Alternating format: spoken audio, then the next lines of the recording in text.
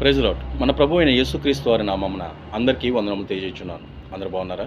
అందరూ ఆరోగ్యంగా సంతోషంగా ఉండాలని ప్రతిరోజు మీ కొరకు ప్రార్థన చేస్తున్నాను. పరిశుద్ధ గ్రంథంలో రాయబడిన ప్రకారంగాను దేవుని మంచి మాటలు అందరి ముందు చేతిలో బైబిల్ పట్టుకున్నంత మాత్రాన, లేదంటే అందరి ముందు వాక్యోత్తర్యము కలిగి వాక్యం ప్రకటించినంత మాత్రాన నీవు క్రైస్తవుడు కాలేవు.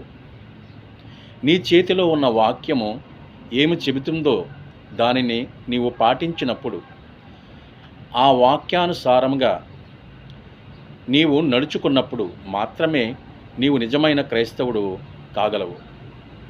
భక్తిని కేవలం నీ స్వభావానికి ద్వారా మాత్రమే కాదు, నీ అంతరంగ స్వభావము ద్వారా కూడా కనపరచబడాలి.